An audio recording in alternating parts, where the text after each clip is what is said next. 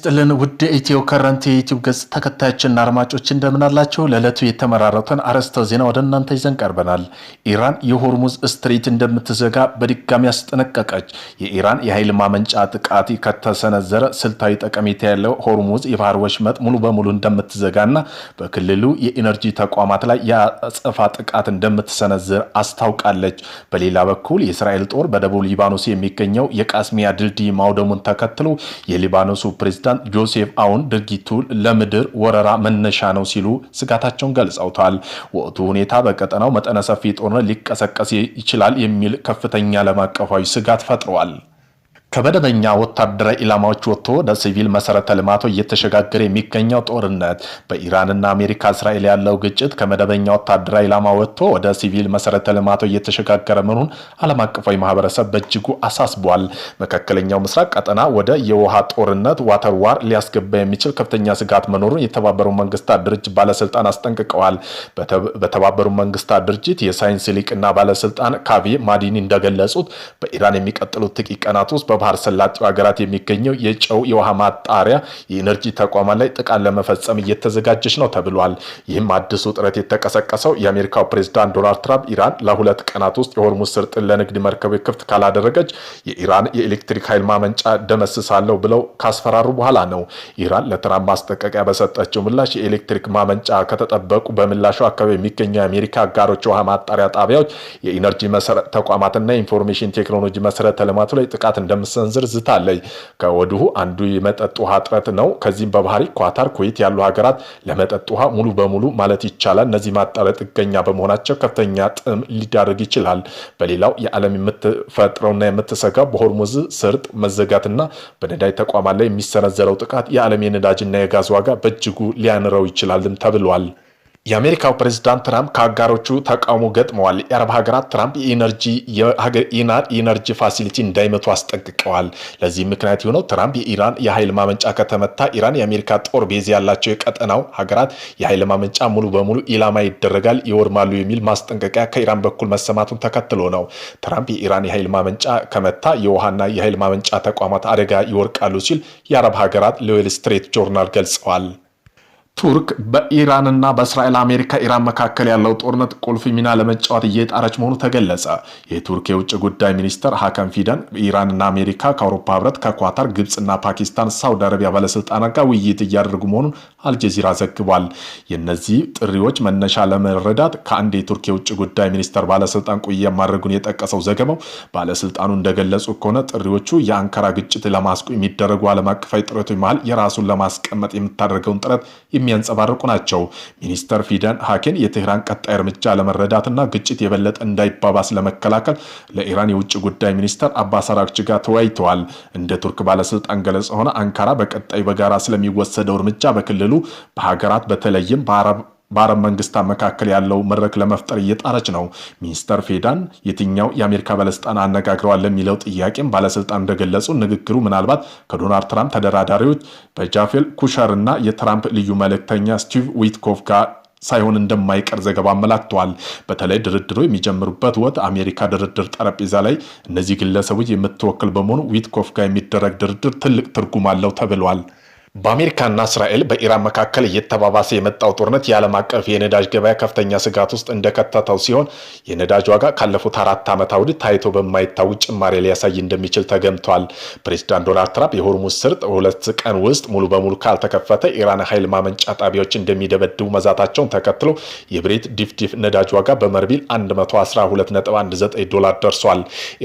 ኢራን ጥቃት የሚፈጸምባት ከሆነ በምላሹ መካከለኛው ምስራቅ የሚገኙና ከአሜሪካ ጋር ግንኙነት ያለ የኃይልና የውሃ ማጣሪያ ተቋማት ላይ ጥቃት እንደምትሰነዝር አስጠንቅቃለች። ይህ በቀጠና የሚገኘው እንደ ሳውዲ አረቢያና የተባበሩት አረብ ኤሚሬት ያሉ ሀገራት የውሃና የኃይል አቅርቦት ላይ ከፍተኛ አደጋ ሊደቅ እንደሚችል ተመላክተዋል። ተንታኞች እንደሚል ከሆነ ትራምፕ ማስጠንቀቂያውን በገበያው ላይ ከፍተኛ አለመረጋጋት ፈጥሯል። እስካሁን በዘለቀው የ2 ቀናት ጦርነት የሆርሙዝ ሰርጥ መዘጋት 440 ሚሊዮን በርሜል የሚጠጋ ነዳጅ አቅርቦት ለዓለም ገበያ እንዲጠፋ ያደረገ ሲሆን በዓለም ኢነርጂ ኤጀንሲ አቅርቦት ወደ ነበረበት ለመመለስ እስከ 6 ወር ሊፈጅ እንደሚችል አስታውቋል። የአሜሪካ ጎረቤት ሀገር የሆነችው ኩባ ለሁለተኛ ጊዜ የኃይል መቆራረጥ አጋጠማት። ይህ ክስተት ከሳምንታት ውስጥ ለሁለተኛ ጊዜ የተከሰተ ነው ተብሏል። ፕሬዚዳንት ዶናልድ ትራምፕ አስተዳደር ከቬንዙዌላ ወደ ኩባ ሲገባ የነበረ የነዳጅ ማገዱን ለኃይል መቆራረጥ ምክንያት መሆኑን የሃቫና መንግስት አስታውቋል። የኩባ ኢነርጂና ማዕድን ሚኒስቴር ባወጣው መግለጫ ብሔራዊ ኢነርጂ ዩኒየን ከኃይል ማመንጫ ጣቢያ ሲያገኝ የነበረውን ስርጭት በድንገት መቆሙን ገልጿል።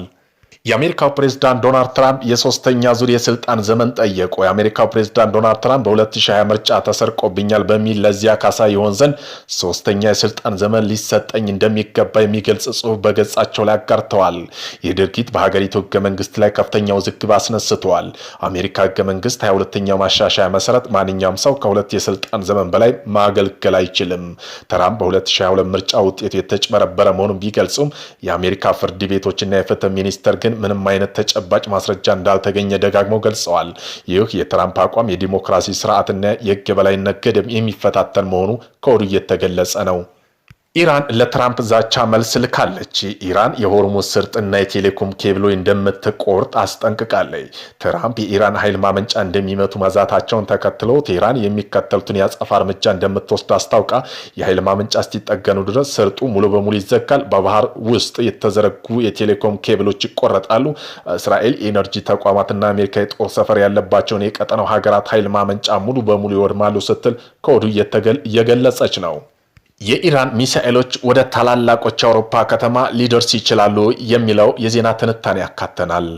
ኢራን በህንድ ውቅያኖስ ዲያጎ ጋርሲ ደሴት የሚገኝ ዩናይትድ ኪንግደም የአሜሪካ ወታደራዊ ሰፈር የረጅም ርቀት ባላስቲክ ሚሳኤል ማስወንጨፏን በመካከለኛው ምስራቅ ያለው ግጭት እየተባባሰ መምጣቱን ያሳያል። በእርግጥ ሚሳኤሎቹ ወደ ታቀደላቸው ኢላማ ሳይደርሱ ቀርተዋል። ነገር ግን እስራኤል የመከላከያ ሰራዊት ጦርነት ከተጀመረ ወዲህ እንደ አይነት የረጅም ርቀት ሚሳኤል ጥቅም ላይ ሲውሉ ይሄ መጀመሪያው እንደሆነ ተነግሯል።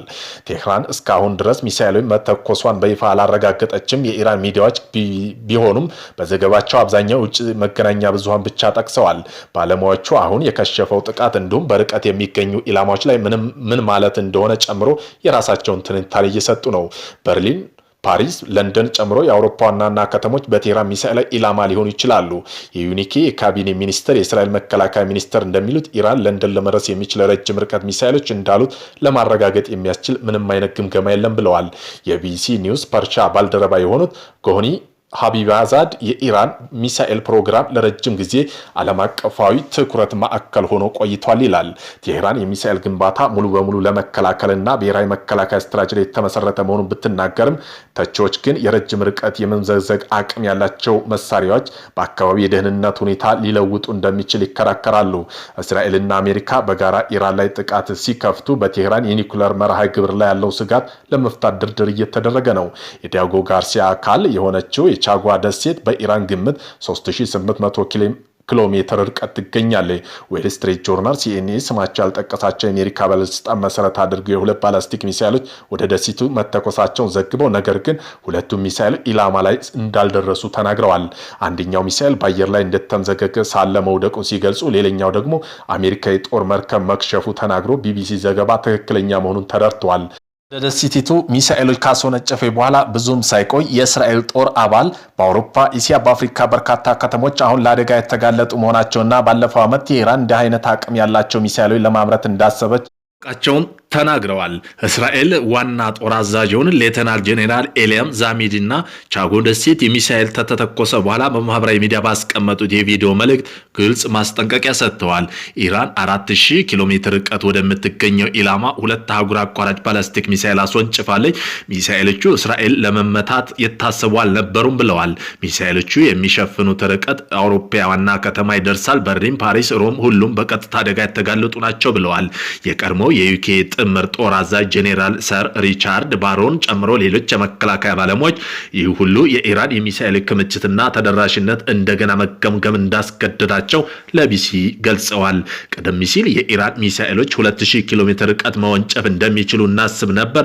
ዲያጎ ጋርሲን 3800 ኪሎ ሜትር ርቀት ላይ ትገኛለች ብለዋል። ኢራን እስካሁን ድረስ የባላስቲክ ሚሳኤል ፕሮግራሟ ላይ ራሷ ላይ ገደብ ማስቀመጥ በመግለጽ ወደ 2000 ኪሎ ሜትር የሚወነጨፍ ብቻ እንዳላት ትናገራለች። ይህ ማለት እስራኤል በኢራን ሚሳኤሎች ርቀት ውስጥ ትሆናለች፣ የአውሮፓ ሀገራት ግን አይደሉም ብለዋል። ሟች የኢራኑ ጠቅላይ መሪ አያቶላህ አሊ ካሚኒ በ2021 ምንም እንኳ ወታደራዊ መሪዎችና አብዮታዊ ዘብ ባይስማሙም ይህ ውሳኔ የፖለቲካ ምርጫ እንጂ የሚሳኤል ማምረት ረገድ የአቅም ገደቦች ኖሮ አለመኖሩን ተናግረዋል። በወቅቱ እስራኤል ማስጠንቀቂያ አውሮፓ ላለማስደንገጥ መፈለጋቸው መሆኑ ግልጽ ነው። ይሁን እንጂ ባለፈው ዓመታት መስከረም ወር ላይ አንድ የኢራን ፓርላማ አባል ለመንግስት ቴሌቪዥን እንደተናገሩት አብዮት ዘቡ አህጉር አቋራጭ ባላስቲክ ሚሳኤል በተሳካ ሁኔታ መሞከራቸው ጠቅሰው ሚሳኤሉ ስለሚሸፍነው ርቀት ግን ሳይገልጹ ቀርተዋል። በተጨማሪም የአሜሪካ ባለስልጣን የኢራን የጠፈር ፕሮግራም አህጉር አቋራጭ ባላስቲክ ሚሳኤል እንድትገነባ የሚያስችሏት ቴክኖሎጂ እንዳዘጋጀች ለረጅም ጊዜ ሲናገሩ ቆይተዋል። የአስፈላጊ በሚሆንበት ጊዜ ቴክኖሎጂ መጠቀም እንደምትችል ያሳያል። አንዳንድ ተንታኙ በዚህ ይስማማሉ። በለንደን የሚገኘው የሎየር ዩኒቨርሲቲ ሰርቪስ ኢንስቲትዩት የቀድሞ ዋና ዳይሬክተር ዶክተር ካሪን ቮን ሄፐል ለቢሲ ኒውስ እንደተናገሩ ሚሳኤል ዲያጎ ጋርሲ እንደደረሱም በማሰብ ምንም እንኳ እስካሁን ድረስ በተግባር ላይ ባይውልም ኢራናውያን እስከ 10 ኪሎ ሜትር የሚዘጓዙ አህጉር አቋራጭ ባላስቲክ ሚሳኤል እያመረቱ ነው ብለዋል። ይህም ማለት ከኢራን የሚተኮሱ ሚሳኤል አህጉር አቋራጭ አሜሪካ ሊደርሱ ይችላሉ ማለት ነው። ታዛቢዎች እንደሚሉት በህንድ ውቅያኖስ ላይ የታሰበው ጥቃት የርቀት መገደቡ መነሳቱን ያሳያል ብለዋል።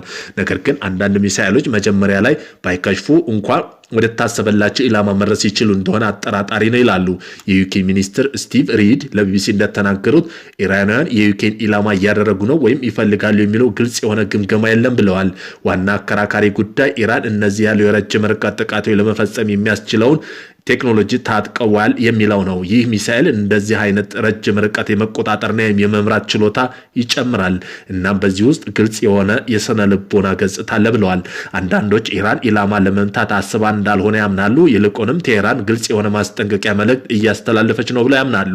በቴል አቪቭ የሚገኘው የብሔራዊ ደህንነት ተቋም ውስጥ የሚሰሩ የቀድሞ የእስራኤል ወታደራዊ ስለላ መኮንን ዲን ስትሮች ግን ነገ ለንደን ወይም ፓሪስ እንደሚያጠቁ ያስባሉ ማለት አይደለም። ነገር ግን ለነሱ መከላከያ ለመገንባት የሚያስችላቸው ሌላ አካል አለ ብዬ አስባለሁ ሲሉም በለንደን ጋዜጣ ተናግረዋል።